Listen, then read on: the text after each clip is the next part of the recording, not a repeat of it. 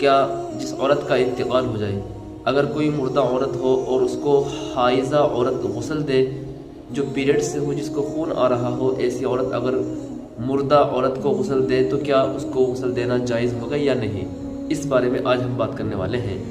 یعنی حالت حیض میں عورت غسل دے سکتی ہے مردہ عورت کو، جو عورت انتقال کر جائے، اور اس کو نہلانا اور اسی طریقے سے کفنانے میں اس کا ساتھ دے سکتی ہے یا نہیں، اس بارے میں آج ہم بات کریں گے۔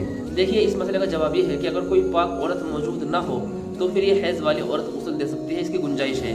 لیکن اگر پاک عورت موجود ہو کہ جس کو حیض نہیں آ رہا ہو، جو پیریڈ سے پاک ہو، جس کو خون نہیں آ رہا ہے، ایسی عورتیں موجود ہیں، پھر اس حائضہ عورت کا یعنی اس حیض والی عورت کو غسل دینا مکروہ ہوگا، پھر نہیں اس کو غسل دینا چاہیے، بلکہ پھر پاک عورت دیں۔ لیکن اگر کوئی پاک عورت نہ ہو یا کسی کو کوئی پاک عورت کو کوئی عذر ہو، وہ نہیں غسل دے سکتی ہو، یعنی ایسی مجبور ہو کے، ایسی بیمار ہو کے اٹھنا بیٹھنا چلنا مشکل ہو رہا ہو، مجبوری ہو، تو پھر حیض والی عورت غسل دے سکتی ہے، اس کے لیے مکروہ نہیں ہے۔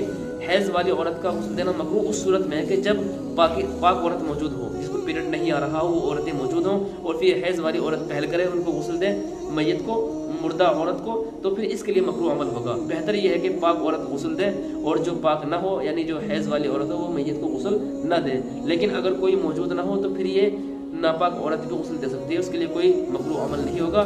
شرط یہ ہے کہ پاک عورت اگر ہے تو پھر اس کا مکروہ ہوگا غسل دینا، اور اگر پاک عورت نہیں ہے تو پھر اس کا غسل دینا مکروہ نہیں ہوگا، یعنی حیض والی عورت کا غسل دینا مکروہ نہیں ہوگا، جو عورت انتقال کر جائے اس کو۔ حیض کی حالت میں جو عورتوں کے لیے منع ہے یہ کہ جن سے واقعی عورت کو دور رہنا چاہیے وہ ہے نماز، روزہ، تلاوت کلام پاک یا قرآن پاک کو چھونا، یا اسی طریقے سے حیض کی حالت میں وہ طواف نہیں کر سکتی ہے۔ یہ بڑے کام ہیں جو وہ حیض کی حالت میں نہیں انجام دے سکتی ہے، حیض کی حالت میں نہیں کر سکتی ہے۔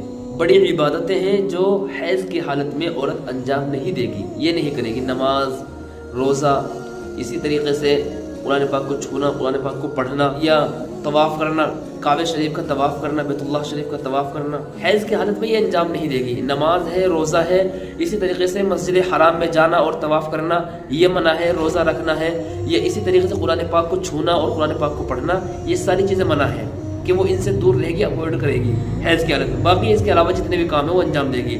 مثال کے طور پر درود شریف پڑھنا، مثال کے طور پر اذکار کرنا، ذکر کرنا۔ تو میت کو غسل دینا بھی انہی میں سے آتا ہے کہ اگر کوئی عورت نہیں ہے، مثال کے طور پر کوئی عورت کوئی نہیں مل پا رہی ہے اس موقع پر غسل دینے کے لیے کوئی عورت نہیں ہے، تو یہ حیض کی حالت میں جو حیض والی عورت ہے یہ عورت کو غسل دے سکتی ہے، کوئی پرابلم نہیں ہے۔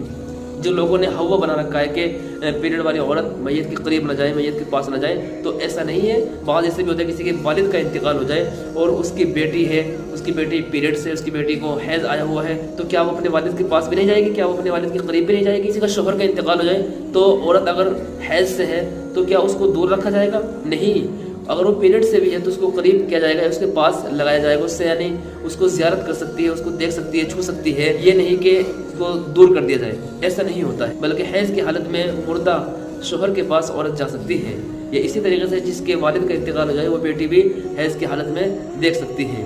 باقی مکروہ ہے کہ اس کے پاس رہنا، اس کے پاس بیٹھنا، یہ مکروہ ہے، یہ غلط ہے۔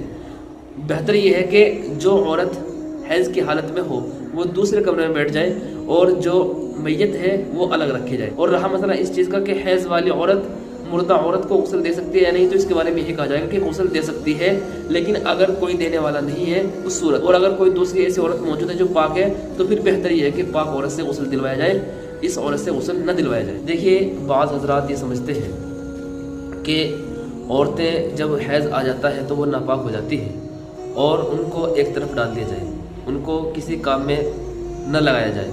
یہاں تک کہ زمانے جاہلیت میں بھی لوگ یہی کام کیا کرتے تھے کہ جس عورت کو حیض آتا تھا، پیریڈ آتا تھا، اس کو ایک طرف ڈال دیا کرتے تھے۔ لیکن جب یہ اسلام آیا تو اسلام نے عورتوں کو مقام دیا اور تعلیم دی اور کچھ ضروری مسائل بتائے کہ عورت حیض کی حالت میں، پیریڈ کی حالت میں کیا کر سکتی ہے اور کیا نہیں۔